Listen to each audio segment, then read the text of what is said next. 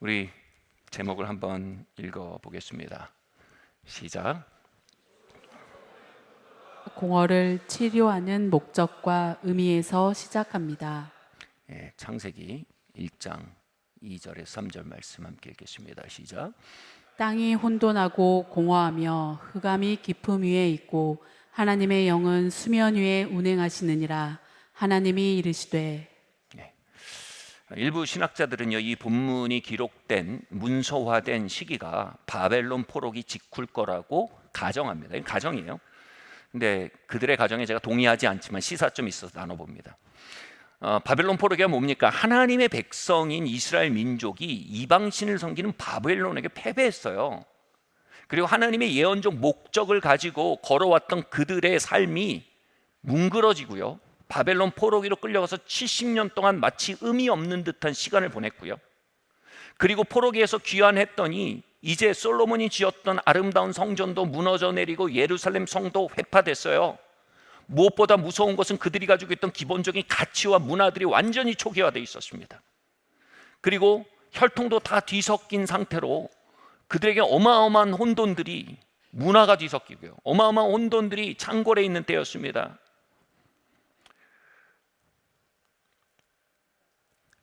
그들의 마음속엔 절망이 있었고요, 오랫동안 허무주의에 짓밟혔을 겁니다. 이게 다 뭐란 말인가? 왜 우리가 70년을 견뎌야 했단 말인가? 돌아왔더니 이건 다 허무, 다 맨땅이 돼 있네. 너무 공허하다. 그들은 허무주의와 절망에 시달리고 있는 상태였습니다. 그때 그들을 일으켜야 할 제사장들이 그들이 구전으로 가지고 있던 창조에 대한 이야기를 문서화시킬 작정을 했다는 겁니다. 신학자들의 주장에 의하면요. 즉 혼돈과 공허로 짓밟히고 있는 이스라엘 민족들을 독려하여 하나님의 새로운 역사를 향해 일어나게 하기 위해서 창세기 1장 2절 3절을 제사장들이 문서화했다는 거예요. 이 신학 이론에 기초하면 제사장들이 이 문헌을 통해 이스라엘 공동체에 웅변하고 싶었던 것은 이것입니다. 하나님이 태초에 천지를 창조하셨습니다. 그 창조는 혼돈과 공허가 가득한 가운데 이루어졌습니다. 혼돈이란 것은 아무것도 정돈되지 않고 엉망진창이 되어 있는 상태를 말합니다. 공허는 존재의 목적도 이유도 다 잃어버린 것 같은, 꿈도 이유도 의미도 잃어버린 것 같은 상황을 말합니다. 지금 우리가 처한 상황은 하나님께서 천지를 창조하실 때와 아주 비슷하게 잇닿아 있는 시대입니다. 하나님은 이렇게 무와 같은 곳에서 천지를 창조하셨습니다. 그렇듯 하나님은 지금 우리의 혼돈과 공허가 차 있는 현실 속에 새 창조를 시작하기 원하십니다. 창조할 때 성령께서 혼돈과 공허를 상징하는 검은 물 위에 운행하셨듯이 성령님은 지금 이 시커먼 상황 속에서, 어둠 속에서 운행하고 계십니다. 지금 천지가 지어진 그 상황과 잇닿아 있듯 천지를 지으신 하나님의 말씀이 우리에게 들려오기 시작할 것입니다. 그러니 그분의 말씀을 향해 깨어납시다. 그분의 창조의 역사를 향해 깨어납시다. 그것에 동참합시다. 이것이 제사장들이 창세기 1장 2절 3절을 문서화시킨 이유였다는 것입니다. 성경을 지나치게 역사의 산물로 치부하는 신학적 가설은 위험성이 크기에 저는 거부합니다만, 이 본문에 대한 아주 유익한 관점을 주는 것 또한 사실이기도 합니다. 저에게 이것이 있다던 시절들이 있습니다. 결혼을 하고 교회를 개척했습니다. 그런데 군역을 필하기 위해 준비하던 길이 갑자기 어그러졌어요. 분명히 하나님이 주신 꿈과 목적과 계획 가운데 교회를 개척했는데 제가 갑자기 사병으로 입대하게 돼버렸어요. 당시 결혼했던 아내는 임신했고 교회는 새로운 장소를 개척하기 위해 계약을 한 상태였는데 저는 군대에 입대해서, 제가 190번 훈련병이었어요. 그때 190번 훈련병 명찰을 달고 바닥에서 박박 기고 있었어요. 몸이 힘들었던 게 아니에요. 단순히 정서적으로 어려웠던 게 아니에요. 혼돈과 공허가 저를 짓눌렀어요. 아니, 하나님 말씀하지 않으셨는가? 하나님이 나에게 주셨던 꿈은 무엇인가? 부르심은 무엇인가? 하나님이 주신 아내와의 관계는 무엇인가? 아내의 뱃속에 들어있는 첫째 아이는 어떻게 하나? 그 절망, 낙심, 근심, 무기력함, 실망감, 삶에 대한 배신감들이 저를 무겁게 눌렀습니다.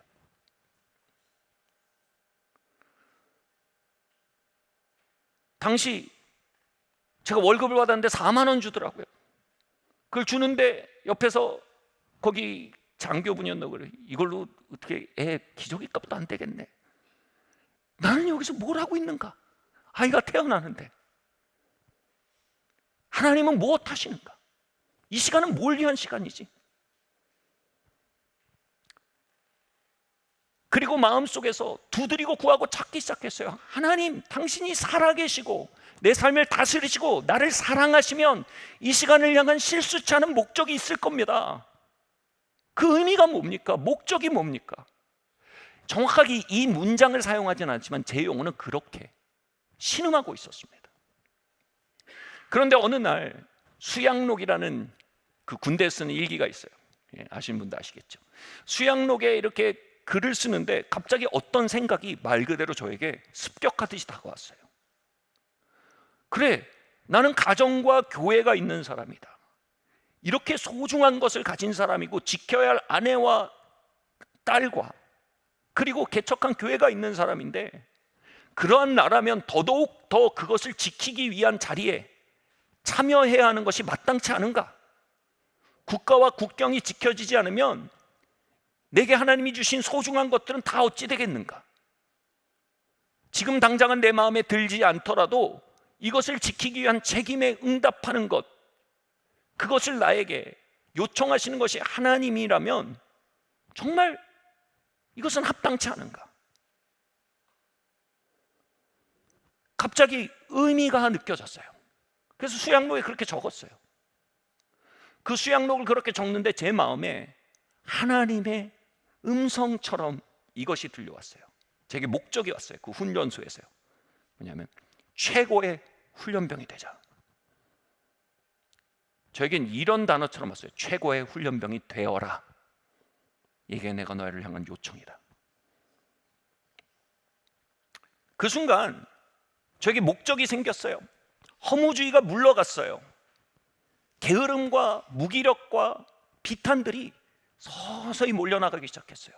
그래, 이건 마땅한 일이야. 의미 있는 일이야.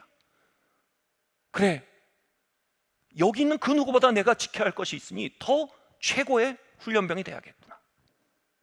그래서 정말로요, 제가 최선을 다했어요. 당시 훈련소에서 제가 임시 분대장이었는데 동기들 독려하고 모든 일에 앞장섰어요. 이병 계급장도 없던 임시 분대장이었는데 마치 이순신 장군이라도 된 듯이 정말 혼을 불태웠습니다. 그렇게 앞장서서 모든 일에 나서고 하다가 부상을 당했어요. 많은 분들이 저의 훈련을 만류했어요.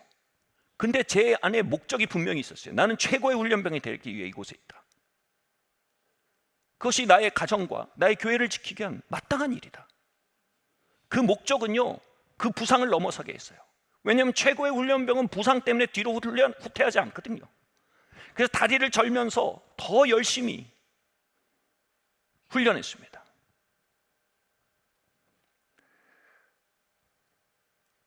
그곳에서 낯설게 방문한 목적과 의미는요, 저를 치료했습니다. 제 공허를 치료했습니다. 제 혼돈을 치료했습니다. 오스트리아 태생의 정신의학자예요. 아주 유명한 분입니다. 빅터 프랭클이라는 분이 있어요. 이분이 로고스 테라피라는 개념을 주장했습니다. 20세기에 4가지 정신치료의 지류 중 하나라고 말할 정도로 굉장히 지대한 영향력을 미친 사람입니다.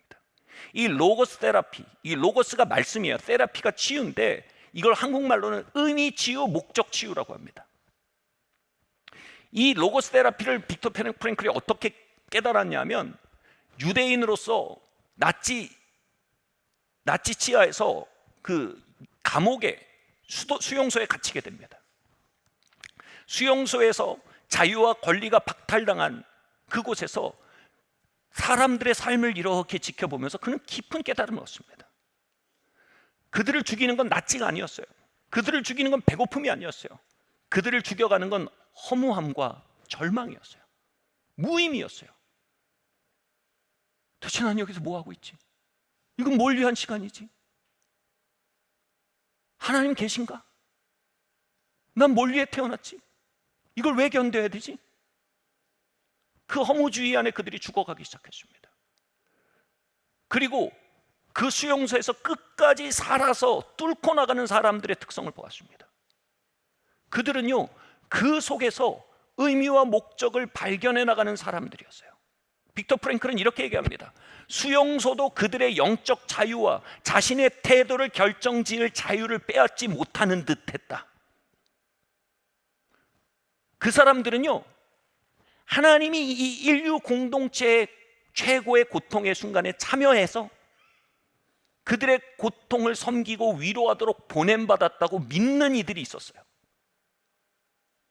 그들은 거기서 동료들을 위로하고 사랑하고 섬기는 목적을 위해 자신이 그 고난의 자리에 참여했다는 의미를 믿었고, 그 의미와 목적은요, 그들로 하여금 전혀 다른 눈빛과 전혀 다른 안색과 전혀 다른 동선을 만들어내기 시작했습니다. 심지어는 그들은 마지막 하나 남은 빵을 잘라서 나누어 주는 모습을 보여줬습니다. 그리고 결과적으로 그 수용소에서 끝까지 살아남은 이들은 그들이었습니다. 이 과정을 빅터 프랭클이 보면서 로고스 테라피라는 개념을 깨달은 겁니다. 그의 책에 지옥의 수용소라는 책입니다. 20세기에 기록된 탑 10 책으로도 여러 번 뽑힌 책입니다. 지옥의 수용소에 기록된 내용인데, 인간의 주된 관심이 쾌락을 얻거나 고통을 피하는 데 있는 게 아니라 삶에서 어떤 의미를 찾는 데 있다는 것은 의미치료, 로고스 테라피를 의미치료로 번역한 거예요. 의미치료의 기본 신조 중에 하나다. 자기 시련이 어떤 의미를 갖는 상황에서 인간은 기꺼이 그 시련을 견디는 것도 바로 이 때문이다. 인류 최악의 현장이에요. 근데 의미와 목적을 찾은 사람은 그것도 견디어 나가더라 이겁니다. 왜 의미치료란 말을 씁니까? 저와 여러분이 앓고 있는 기본적인 질병을 공허와 혼돈으로 규정한 것입니다. 그래서 우리는 공허와 혼돈하면 너무 멀게 느껴지지만 왜 우리가 자주 권태롭습니까? 권태롭다 그러면 우리 청소년들 못 알아들으시겠죠? 심심합니까? 여러분, 청소년들이 가장 삶의 위기를 느끼는 게 뭔지 아세요? 심심함이에요. 그들이 뭐라고 합니까? 심심해 죽겠다고 합니다. 저도 때로는 심심해 죽겠습니다. 권태롭고 낙심합니다. 혼돈스럽습니다. 여러분, 두려움과 염려의 근본은 뭡니까? 혼돈입니다. 무기력합니다. 굳이 견뎌낼 에너지와 의미가 없는 겁니다. 게으름이요. 나는 천성이 게을러. 아니요. 허무하고 공허한 사람이 게으른 겁니다. 목적이 있고 의미가 있는 사람은 쓰러지는 몸을 일으켜 세울 에너지가 있습니다. 새벽 6시에 몸을 일으켜 세울 이유가 있고요, 안 읽힌 책을 펴서 읽어 나갈 에너지가 있습니다. 그럴 이유가 있는 겁니다. 또 관능적인 것에 취약한 이 시대, 이거 뭡니까? 굳이 관능을 이길 이유가 없는 겁니다. 당장 나를 달콤하게 해줄 이유, 목적, 의미가 없는 겁니다. 관능의 나를 내맡기는 게 그냥 더 쉬운 선택인 겁니다. 바로 이 공허와 허무라는, 혼돈이라는 질병, 이것은 우리 모두가 가지고 있는 가장 치명적인 질병입니다. 이것은요, 단순한 정신질환이 아닙니다. 육체적인 질환으로 나타날 수 있지만 질환이 아닙니다. 영적 질환입니다. 그러한 영적 질환을 가진 저와 여러분에게 의미와 목적, 이것은 우리를 치료할 수 있는 유일한 치료제입니다. 저는 고등학교 2학년 때 호흡곤란과 소화장애, 우울증, 불면증에 시달렸습니다. 내과에 가서 사진도 찍고 흉부 사진도 찍고 약도 처방받았어요. 증상은 자잘하들었지만 뿌리가 안 고쳐졌어요. 그 뿌리는요, 내가 뭘 위해 공부를 해야 되나? 내가 왜 이 시간을 견뎌야 되나? 내가 죄를 짓지 않는다면 왜 죄를 안 지어야 돼? 내가 뭘 위해 이 쓰러져 내린 육체와 싸워서 앞으로 나가야 돼?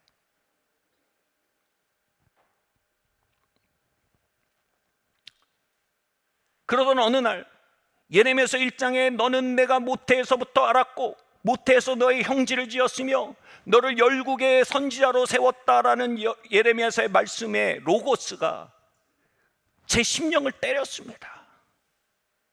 그 순간 저는 너무 많이 울어서 또 너무 뜨거워져서 입에서 한국말이 아닌 이상한 말이 나오더라고요. 하늘의 언어가 터졌어요. 당시 명목상의 크리스찬이던 저는 이런 습관적으로 드리던 기도가 있었어요. 기도도 아니죠, 푸념이입니다. 주님, 목사만은 안 됩니다. 거기에 특별히 개척교회 목사는 절대 안 됩니다. 뭐 이런 얘기를 이상하게 반복했어요. 근데 그 순간 예레미야서 1장의 로고스 안에서 내가 무엇을 향해 지어졌는지 전존재로 받아들이기 시작하고, 내가 목적이 있는 존재이며 이유가 있는 존재이며 그 이유와 목적이 나를 존재하게 했음을 철학적으로 한 게 아니고요, 로고스의 영이 저의 중심을 깨닫게 했을 때 제 안에 울면서 이런 막 기도를 하고 있는 거예요. 저는 제 입에서 나오는 기도를 의심했어요. 이게 내가 하고 있는 기도가 맞나? 주님, 이것이라면 목사도 할 수 있습니다. 개척도 할 수 있습니다. 저 신학교 가겠습니다. 이것이 무엇입니까? 존재와 목적이 제 영을 깨운 겁니다. 아, 나 이거 왜 지어졌구나. 내가 이걸 향해 가기 위해 그 시간들을 견뎠구나. 그날 호흡곤란도 우울증도 불면증도 치료됐습니다. 근데 진짜 치료된 건 영혼의 허무와 공허였습니다. 제가 로고 테라피를 받은 사람입니다. 비포 애프터입니다. 의미 치유받은 겁니다. 목적 치유받은 겁니다. 왜 의미 치유, 목적 치유가 로고스 테라피입니까? 로고스, 빅터 프랭클은요, 유대인이에요. 그는 의미와 목적을 경전, 로고스, 말씀에서 찾아야 한다는 걸 너무나 잘 아는 자였어요. 그에게 쓴 의미와 목적 이꼬르 로고스였어요. 그래서 그는 로고스 테라피란 단어를 쓴 거예요.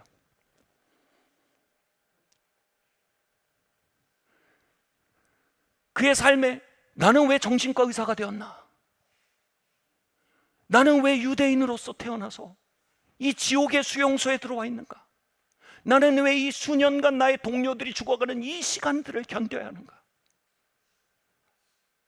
나는 왜 이 역사의 현장을 걷고 있는가? 그는 로고스에서 답을 얻은 겁니다. 그래, 나는 상처 입은 치유자로 불림받았구나. 로고스의 치유력을 이 세대에 드러내기 위해 나는 그리스도와 함께, 하나님과 함께 고통하고 있구나. 그래서 로고 테라피란 단어를 쓴 거예요. 오늘날 가장 영향력 있는 지성인 중에 한 명이죠. 토론토 대 교수죠. 조던 피턴스라는 분이 계십니다. 이분이 오늘날의 명성을 얻게 한 베스트셀러가 있어요. 혼돈의 채독제라는 책이 있어요. 허무주의와 절망과 관능주의들이 질병처럼 퍼진 이 시대에 그는 치료제로서, 이 혼돈과 공허의 치료제로서 12가지 답을 쓰는데, 그 12가지 답에 대해 그가 머릿말이 이렇게 합니다. 이 모든 것은 성경에 기대 쓴 것이다.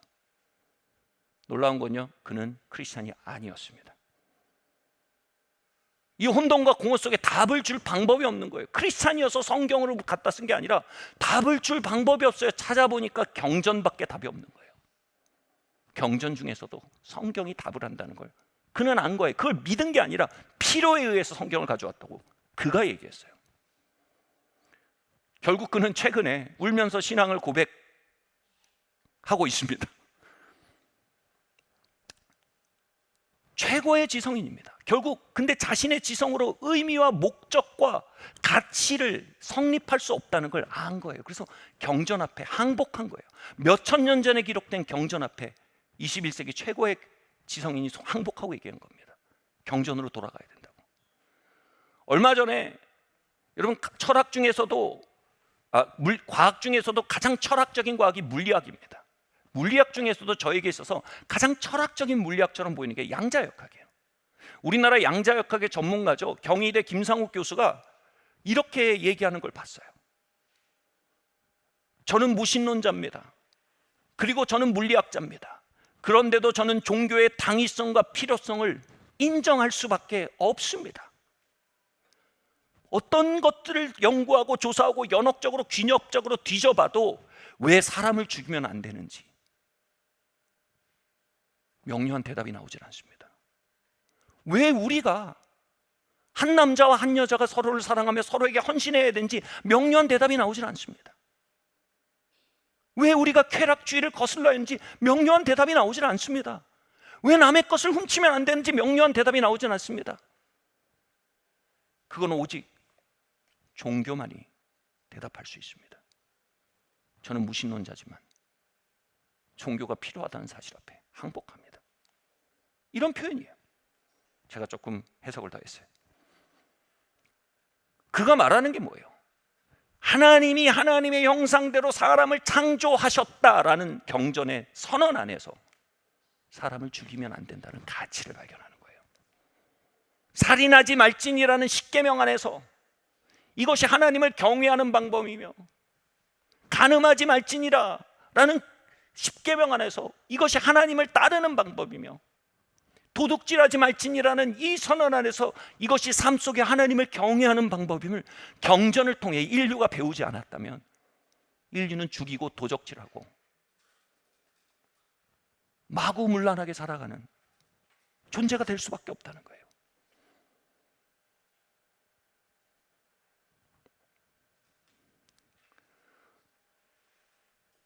저는 감히 말합니다. 우리의 진짜 질병은 우울증이 아닙니다. 우리의 진짜 문제는 절망이 아닙니다. 우리의 진짜 문제는 근심이 아닙니다. 우리의 진짜 고통은 불면증이 아닙니다. 그것은 증상일 뿐입니다. 우리의 진짜 문제는 게으름도 아닙니다. 우리의 진짜 문제는 공허입니다. 허무입니다. 바벨론 포로기 직후 이스라엘 공동체를 둘러싼 허무와 공허를 치유하기에 제사장들이 이렇게 말했던 것처럼 말입니다. 하나님이 말씀하기 시작하신다. 이제 우리가 그 앞으로 가자.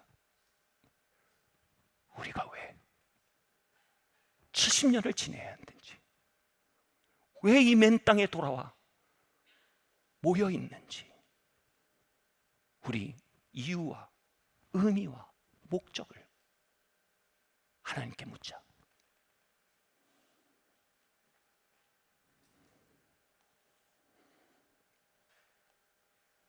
저희 CT1 기독학교의 한 선생님의 이야기입니다. 무기력과 자기연민과 우울증에 빠져서, 우울함에 빠져서 시간을 보내고 있었답니다. 내가 왜 여기서 이러고 있나? 내가 뭘 하고 있나? 도대체 내가 이걸 왜 견뎌야 돼? 내가 왜 이렇게 해야 돼? 불만과 분노와 권태가 그를 감싸고 있었습니다. 인식하지 못했겠지만 이게 바로 공허와 혼돈의 질병입니다. 그러다가 저희 교회에 있는 영성 수련 프로그램이죠, 렉지오 디비나를 하게 되었어요. 그 중에 그리스도께서 순환당하신 말씀을 묵상하게 됐어요. 로고스를 묵상하게 됐어요. 그분의 순환을 묵상하던 중에 그의 상상력이 열립니다. 그리고 예수께서 당신의 왕자들을 불러서 자신의 영토의 각 부분에 그 왕자들을 파송하면서 내 땅들을 지키기 위한, 넓혀가기 위한 싸움을 해다오라고 명하시는 상상력이 열립니다. 그리고 이 선생님에게 너는 아이들의 미래를 위해 싸우다오. 그는 기도 속에서 주님 말씀해 주셔서 영광입니다 하고 나가서 전쟁을 치렀습니다. 근데 돌아오는 자신을 보니 팔도 잘리고 다리도 잘리고 엄청난 상처를 입고 다시 주님의 보좌 앞에 돌아와 있는 걸 보게 됩니다. 그런데 예수께서 왕좌에서 내려오셔서 이렇게 말씀하시는 겁니다. 너는 참으로 나의 순환에 참여했구나. 참으로 내 전쟁에 참여했구나. 너의 상처는 내 상처고 너의 고통은 내 고통이다. 왜냐하면 너가 나의 전쟁을 너의 전쟁으로 받아들였기 때문이다. 저는 그래서 물었습니다. 팔다리가 잘린 그 상처는 뭡니까? 라고 물으니 그 선생님이 이렇게 대답하는 겁니다. 열심히 가르치는데 잘 따라와 주지 못하는 듯한 학생을 볼 때의 고통입니다. 나의 중심을 몰라주는 그들의 반응을 볼 때 마음속으로 고통과 절망을 느끼며 이런 공허가 옵니다. 내가 내 새끼도 잘 못 키우는데 왜 남의 집 자식들을 위해 이렇게 싸우는가? 여러분, 공허와 혼돈이라 그래서 뭐 그렇게 대단히 철학적인 게 아닙니다. 짜증이 나는 겁니다. 화가 나는 겁니다. 내가 뭔 영화를 보겠다고 이러나?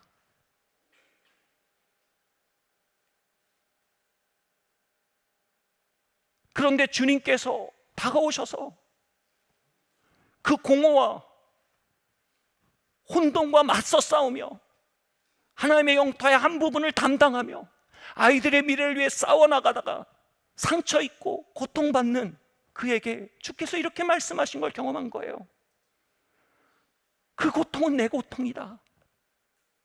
내가 그 공허와 혼돈으로 가득한 시대 속에 십자가를 지고 올라가서 산길을 열었다. 내 싸움에 참여해줘서 고맙다.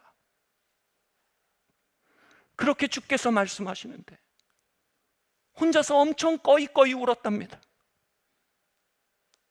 그리고 알 수 없는 힘과 기쁨과 생명력이 용솟음 치는 것을 경험한 것입니다. 공동체의 유익은 이것입니다. 기도 지도를 하면서도 그들의 삶에서 들려오는 이야기를 들을 수 있는 채널이 있다는 겁니다. 학교에서 이런 얘기 들립니다. 어느 선생님 요즘 무슨 좋은 일 있어요? 활기가 넘쳐요. 적극적이고 창의적이에요. 어려움을 견뎌내는 힘이 달라요. 주변에 대한 관심이 매우 풍성해졌어요. 무슨 좋은 일 있어요? 라는 얘기가 들려온다는 겁니다. 차를 샀나? 아이가 새로 생겼나? 근데 저는 알아요. 로고스 테라피예요. 공허가 치유된 거예요. 허무가 치유된 거예요. 네, 주님, 저는 주의 십자가에 참여하는 것이었군요. 예, 주님, 저는 주의 이 땅에 임하는 주의 나라에 참여한 것이었군요. 예, 주님, 저는 주님과 함께 그 공허와 혼돈의 전쟁 속에 상처받아 왔군요. 예, 주님, 이 상처는 이제 내게 영광의 상처입니다. 주님, 내 남을 삶을 주님의 목적에 드립니다.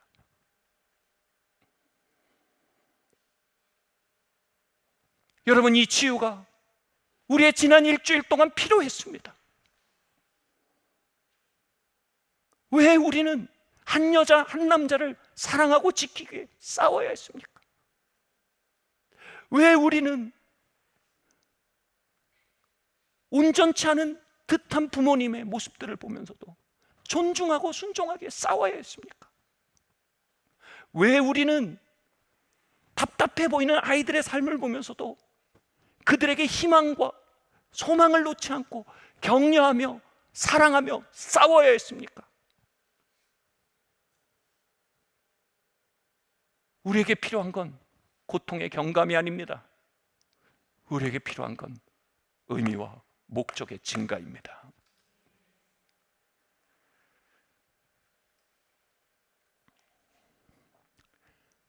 예전에 약식으로 MBA 공부를 한 적이 있었습니다.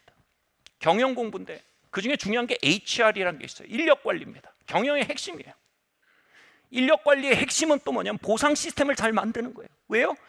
회사의 직원들이 정말 힘있고 적극적으로 회사의 목적을 위해 봉사할 때 회사가 앞으로 갈 수 있는 게 당연한 거죠. 그리고 그들로 하여금 어떻게 동력화하고 끊임없이 전진하게 만들 것인가, 이게 HR의 핵심이에요. 보상 시스템 만드는 거예요. 거기서 아주 놀라운 얘기가 나왔어요.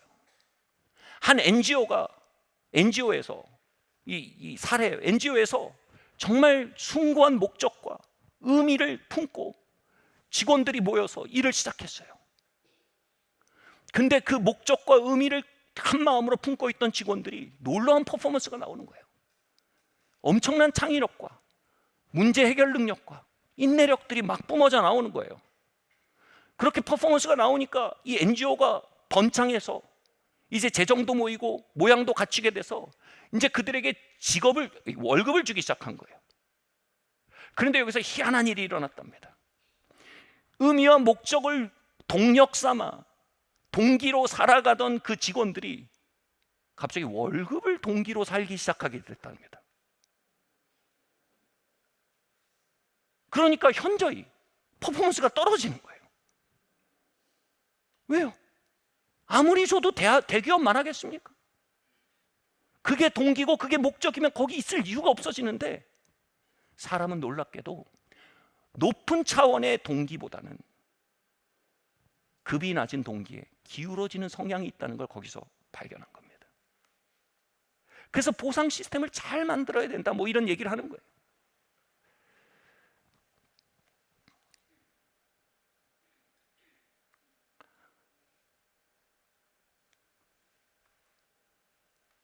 여러분, 우리가 진짜 살아가야 될 동력은요, 난 이걸 위해 지어졌어라는 확신입니다. 여러분, 우리가 진짜 어려움을 넘고 창의력을 발견해야 될 이유는요, 이것이 내 삶의 의미야, 이것입니다.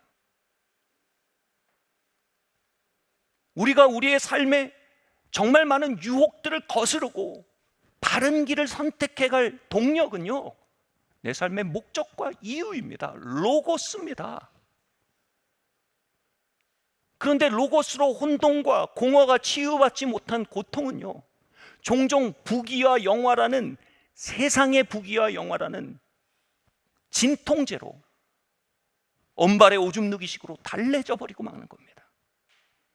그러고 나면요, 크리스찬이 마땅히 가져야 될 그 거대한 신적 퍼포먼스가, 거룩한 퍼포먼스가 안 나오는 겁니다. 똑같은 거예요. 옆에서 200만 원 받는 직원이랑 퍼포먼스가 똑같습니다. 옆에서 500만 원 받는 직원이랑 퍼포먼스가 똑같습니다. 제가 말한 퍼포먼스는 뭡니까? 이 세상을 살아가는 빛과 소금으로서의 파워입니다.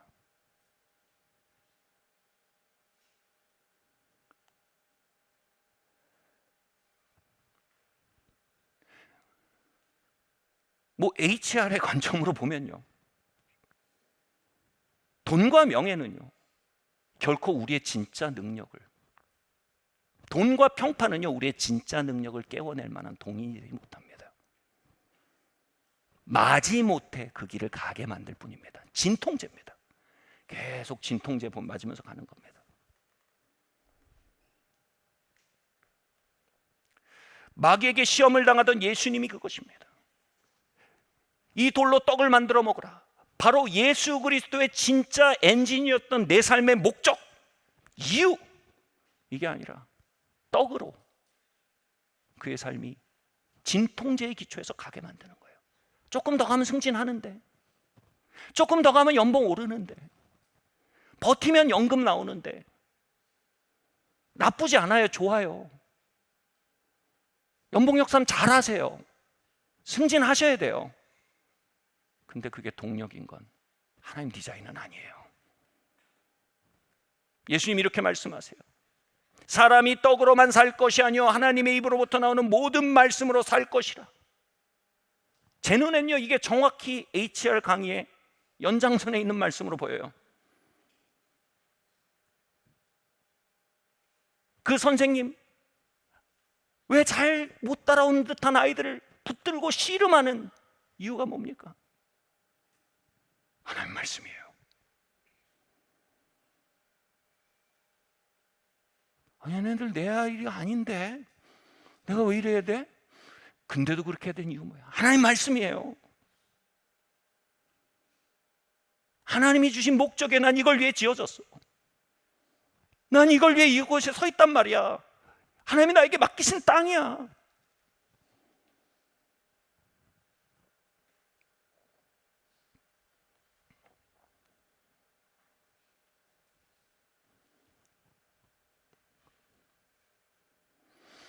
예수님이요 이 말씀을 통해 마귀의 유혹을 물리치신 것은요, 그분의 진짜 동력과 목적이 저차원적인 것으로 떨어지지 않기 위해 싸우신 겁니다.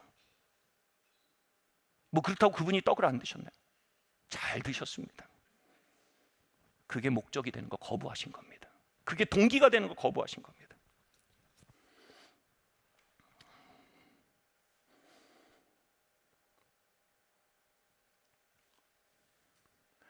김상욱 교수님의 말대로 우리는 연역적 사고나 귀납적 추리로 우리의 삶의 목적과 가치에 도달할 수 없어요. 우린 그 답을 로고스로부터 얻어야 합니다. 아멘. 나는 왜 지어졌죠? 난 뭘 향해 가고 있죠? 나는 왜 이 유혹을 이겨야 되죠? 왜 하나님이 나에게 부와 명예를 맡기셨죠? 이건 뭘 위한 거죠? 더 나아가서 나는 왜 21세기 한반도에 태어나 살고 있죠? 나는 왜 우리 아빠 아들이죠? 왜 나는 우리 엄마 딸이죠?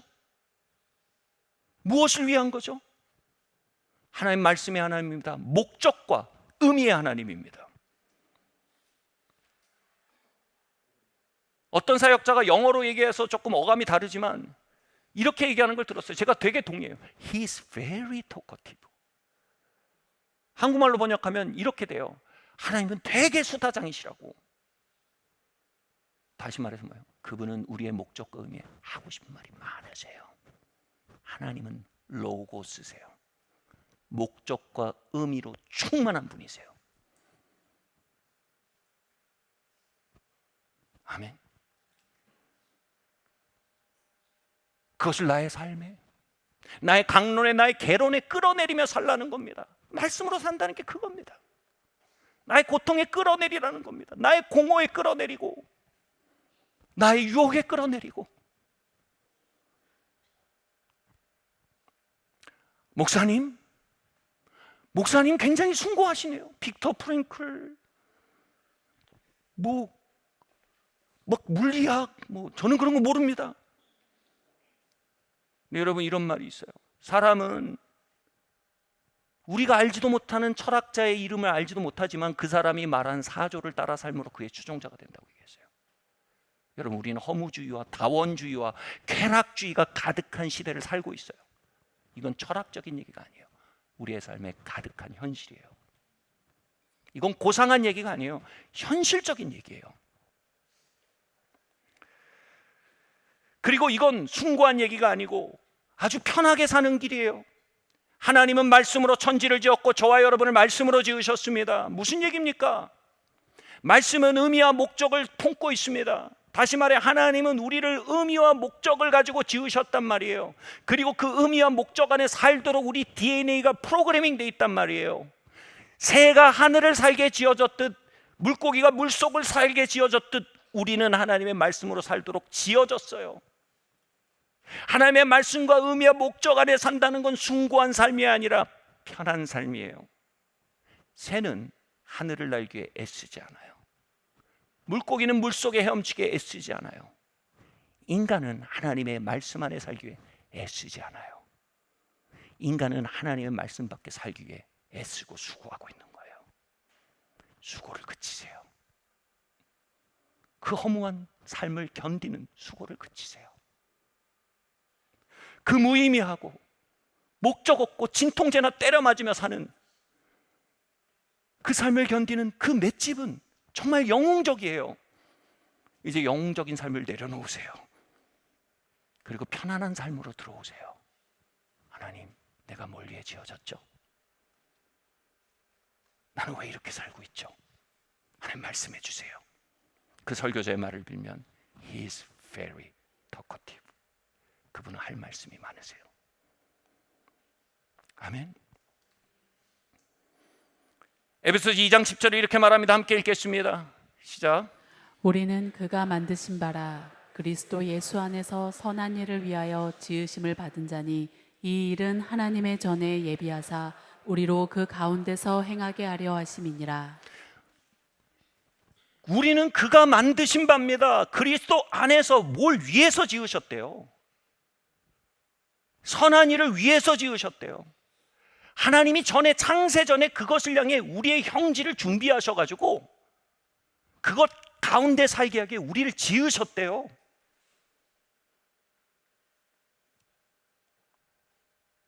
그걸 알면요,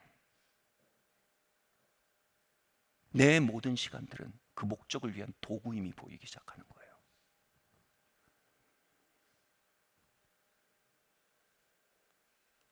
내 삶에 있는 유혹들을 거슬러 나갈 충분한 동력을 얻기 시작하는 거예요. 때로는 지켜야 할 관계들을 목숨 걸고 지킬 수 있는 에너지를 얻는 거예요. 선을 넘지 않을 수 있는 동력을 얻는 거예요.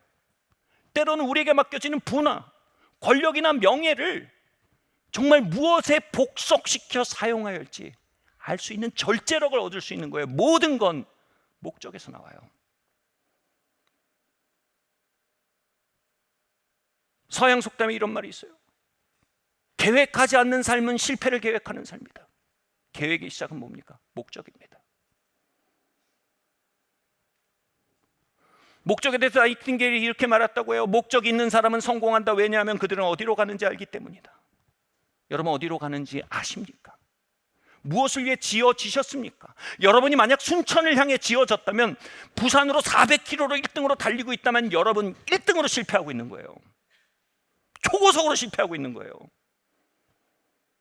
하나님은요, 하나님의 은혜는 그 속도를 늦추시는 거예요. 하나님의 은혜는 그 차를 멈추시는 거예요.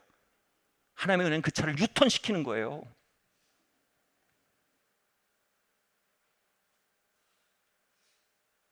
목적이 설정되지 않으면 실패와 성공이란 말은 다 신기루예요.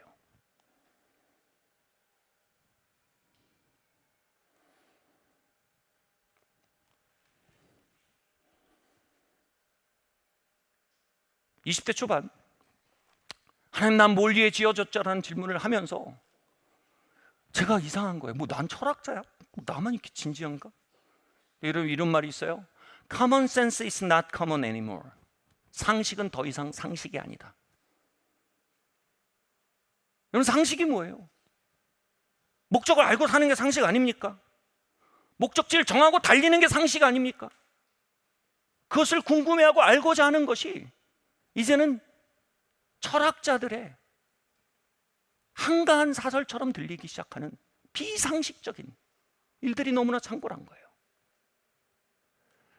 그때 그렇게 기도하는데 제 마음속에 이 땅에 임하는 하나님의 나라에 대한 놀라운 비전이 열렸어요. 하나님의 나라가 성령의 부으심을 통해 이 땅에 임하고 이 땅을 치유할 것에 대한 하나님의 열망과 소망이 느껴졌어요. 그리고 그것을 향해서 제게 있었던 하나의 계획은, 목적이 있으면 계획이 있잖아요. 아, 이 세부대의 교회가 개척돼야 되는구나. 계획이 생겼어요. 말씀드렸던 그 문제를 아직 해결하지 않았는데 이 하나님이 주신 듯한 계획은 계속 진행되고 있었어요. 하나님, 이거 계속 진행해야 될 거라고 기도하는데 마음속에 무슨 마음이 드냐면, 절벽을 향해 제가 차를 몰고 있는데 제 조수석에 앉아 계신 듯한 성령님이 이렇게 감동하시는 것 같았어요. 엑셀레이터를 더 밟으라는 거예요. 브레이크를 밟아야 될 것 같은데 엑셀레이터를 더 밟았어요. 그리고 그 기도 속에서 뭐냐면 차가 절벽을 날아서 뛰더니 저쪽 절벽에 탁 떨어지는 거예요. 저쪽 땅에. 아, 이게 뭔가 하나님 도우시겠구나. 그래서 그때 굉장히 불안정한 상태에서 결혼도 개척도 강행한 거예요. 그리고 놀랍게 제가 입대를 하게 된 거예요. 절벽에서 차가 나른 거죠. 아, 이 절벽을 나른 차가 저쪽에 떨어지겠구나라는 생각이 그때는 안 들어요. 추락하겠구나 라는 생각이 들었어요. 29살에 말씀드렸듯이 제가 입대를 하게 됐을 때 제가 그 훈련소에서 관심병사였어요. 왜요? 이 29의 나이에 그들이 보기에는 아내를 놓고 갑자기 계획이 틀어져서 입대한 저의 멘탈을 무척 우려했던 거예요. 관심병사가 뭐예요? 멘탈 깨져서 사고치기 좋은 후보생들이에요. 소대장님도 저를 불러서 면담하고 중대장님도 저를 불러서 면담하고 말 그대로 관심과 사랑을 독차지했어요.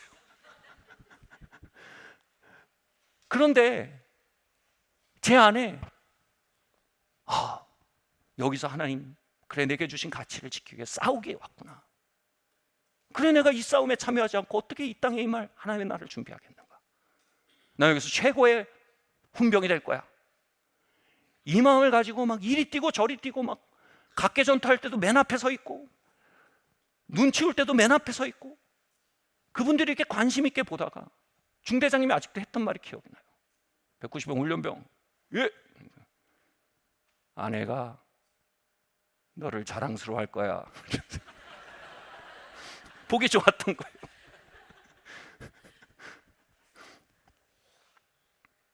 그러다 무릎을 다쳤어요.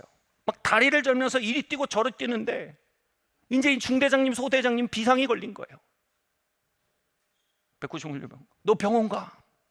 저는 고개를 젓고 훈련을 마치겠다고 주장했어요. 왜냐하면 저의 목적은 최고의 훈련병이에요. 동기들과 훈련을 마치겠다고 주장했습니다. 마침내 군의관님이 진찰을 하더니 너 이대로 있으면 장애인으로 평생을 살게 될 거야 라고 말했습니다.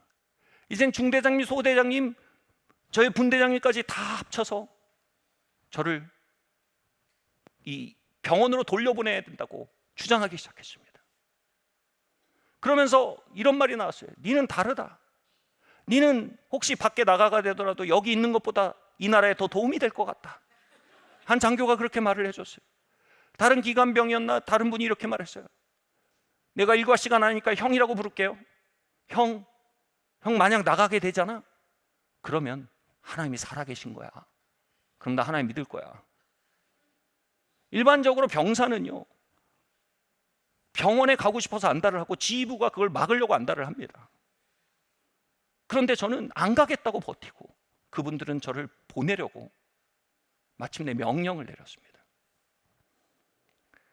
병원에 갔던 저는 마침내 의가사 제대를 하게 됐고 저의 제대 날짜는 첫 아이가 태어나기 하루 이틀 전날이었습니다.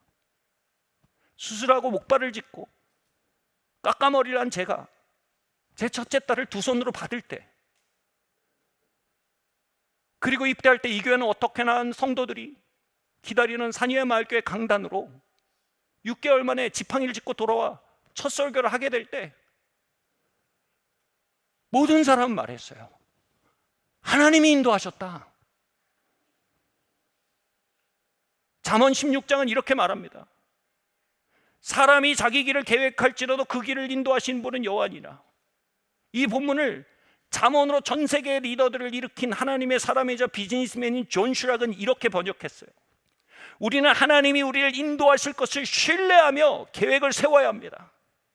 바꿔 말하면 이것입니다. 우리가 그분의 목적을 깨닫고 그것의 기초에 계획을 세운다면 마침내 그분이 우리의 삶을 적극적으로 노골적으로 인도해 가기 시작하실 겁니다. 목사님 그 얘기를 들으니 저에게도 그렇게 극적인 역사와 인도가 있었으면 좋겠습니다. 여러분, 그 극적인 인도와 역사는요, 반드시 먼저 우리의 공허와 허물을 치유하시는 로고 테라피가 선행되어야 합니다. 내 삶을 향한 하나님의 목적, 내 고통과 외로움과 결렬과 결핍과 질병과 유혹을 견뎌야 할 이유들, 집에는 아내가 있고 아이의 뱃속에는 아이가 자라고 있고 교회는 계약했지만 내가 여기서 4만 원 받으면서 군복무를 하고 해야 됐을 이유, 더 위대한 기적은 바로 하나님께서 공허와 혼돈 가운데 입을 열어 말씀하시기 시작하는 사건입니다.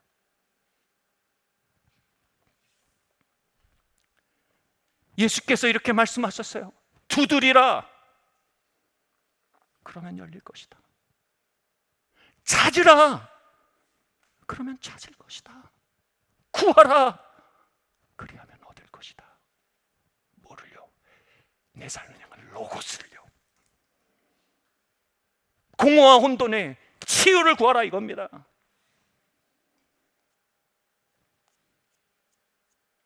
말씀을 마치려고 합니다.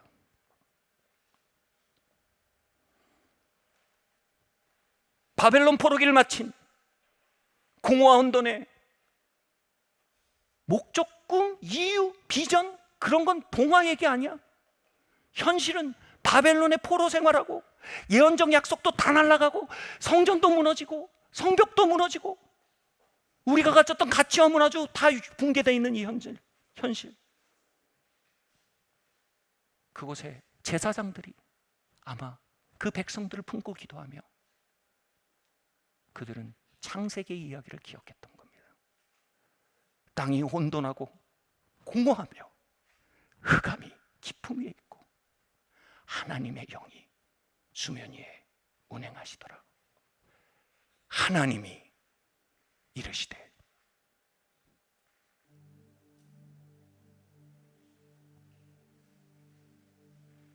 하나님이 우리에게 이르십니다. 너는 내 아들이라. 오늘날 내가 너를 낳았도다. 내가 너를 모태로부터 알았고 너의 형질을 나의 말씀으로 빚었으며 나는 나의 일을 위해 너를 창조하였노라. 진통제로부터 돌아와 치료제를 먹고 맙시라. 나에게 구하라. 내가 크고 비밀한 것을 너에게 보여주겠다. 너의 젊음은 헛되지 않을 것이며 유혹을 견디는 시간들은 너를 위대한 땅으로 데려갈 것이며 죽음의 수용소 같은 시간을 지날 때에도 나는 너를 날카로운 칼로 빚어 나의 영광을 위해 사용할 것이다. 나의 말씀 안에 너의 삶을 맡기라. 내가 너와 함께 걸어가리라.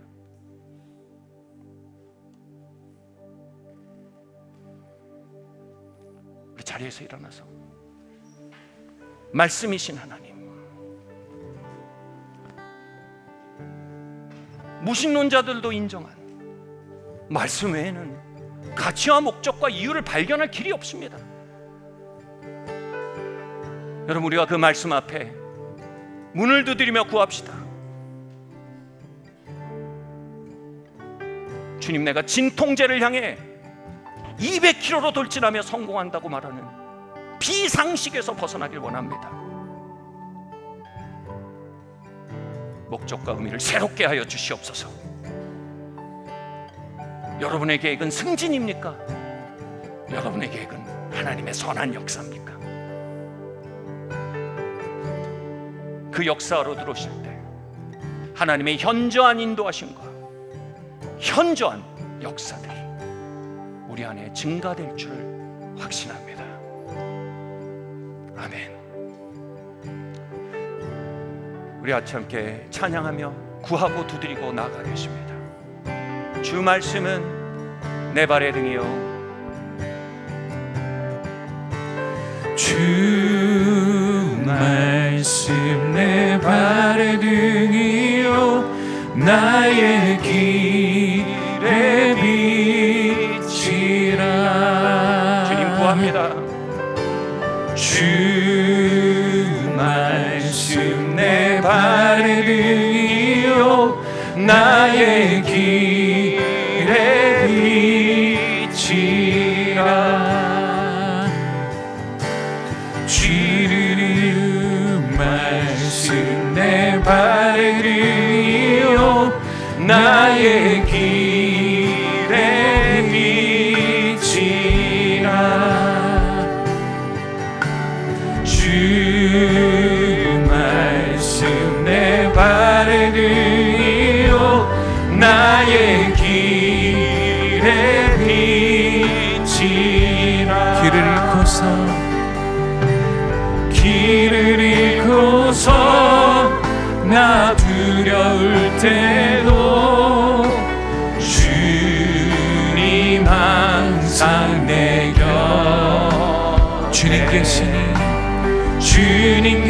계시니 나 두려움 없네. 나와 함께 하소서. 주님 말씀으로 우리를 치료하세요. 주 말씀 내 발의 등이요 나의 길의 빛이라. 주 말씀, 주 할렐루야. 주님 내 발의 등이요 나의 길을 잃고서 나 헤맬 때도, 길을 잃고서 나 두려울 때도 나 두려울 때 주님 항상 내 곁에, 주님 그 길을 걸어가기 원합니다.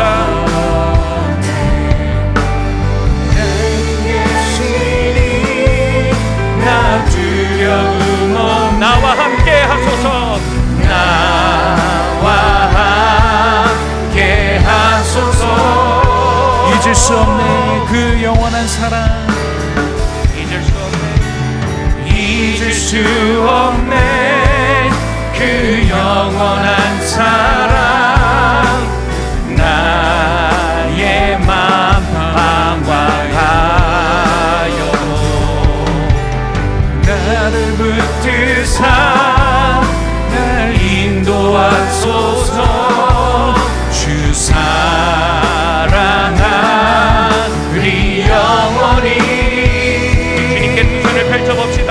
주님 우리를 도우소서. 주 말씀, 주 말씀 내 발의 등이요 나의 길의 빛이라. 주 말씀 내 발에, 주 말씀 내 발의 등이요 나의 길의 빛이라. 어느새 여러분 하나님이 주신 목적과 의미가 아닌 진통제로 살아가고 있는 삶으로 떨어지지 않으셨습니까? 아니면 목적과 의미를 알지 못한 채 그저 속도만을 높이고 계시진 않습니까? Common sense is not common anymore. 이건 비상식입니다. 하나님 이 시간 기도합니다. 나를 보내신 이유를 알게 하여 주십시오. 좋은 성공은 목적의 세팅에서 시작이 됩니다. 하나님 나의 목적을 열어보여 주시며 모태에서 나의 정지를 지으신 하나님의 의도를 알게 하시며 내 삶의 시간들을 견디어 나갈 목적들을 보여 주시옵소서. 우리 함께 이 시간 기도하고 나아가겠습니다. 주님 아버지 하나님 우리에게 말씀하여 주시길 원합니다. 주님 아버지 하나님 주님의 목적과 의미 안에 살아갈 수 있도록 도와주시길 원합니다. 아버지 하나님이여 진통제를 맞으며 살아가는 것이 아니요 단순히 아버지 하나님 더 많은 돈과 더 높은 지위와 더 많은 즐거움을 향해 사는 것이 아니요 주님 아버지 하나님 우리 가운데 충만한 아버지 하나님의 부르심과 충만한 아버지 하나님 존재의 이유를 알아가게 하시옵소서. 새가 하늘을 날듯 아버지 하나님이여 물고기가 바다를 헤엄치듯 아버지 하나님 내가 주님의 말씀 안에 헤엄쳐 살아가기를 원합니다. 하나님 아버지 하나님이여 참으로 로고스 테라피의 은혜가 주님 아버지 하나님 이 교회 안에 넘쳐나게 하시길 원합니다. 아버지 하나님 그 로고스 테라피가 주님 아버지 하나님 우리 가운데 은혜로 넘쳐나기를 구합니다. 혹시 하나님께서 진통제를 거두하고 계신 않습니까? 그것은 참된 치료자를 향해 부르짖게 하십니다. 구하고 두드리고 찾게 하기 위함입니다. 하나님 진통제가 가져온 마비들을 주님의 손에 올려드립니다.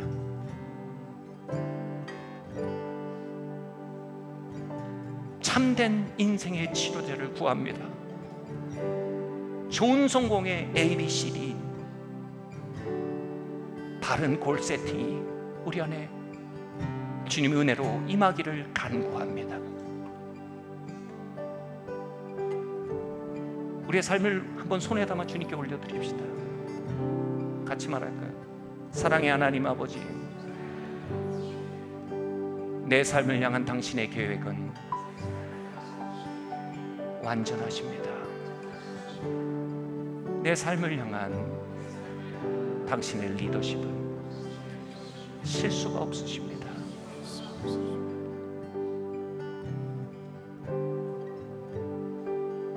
나를 인도하시고 나를 가르치시고 주의 말씀을 통해 나의 길을 지도하여 주시옵소서.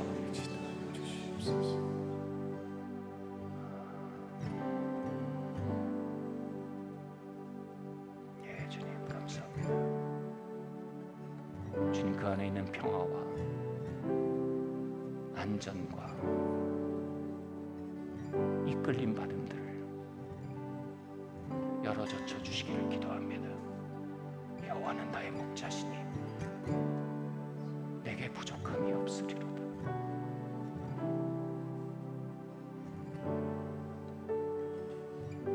주님 감사드리며 이 모든 말씀 살아계신 예수 그리스도의 이름으로 기도드립니다.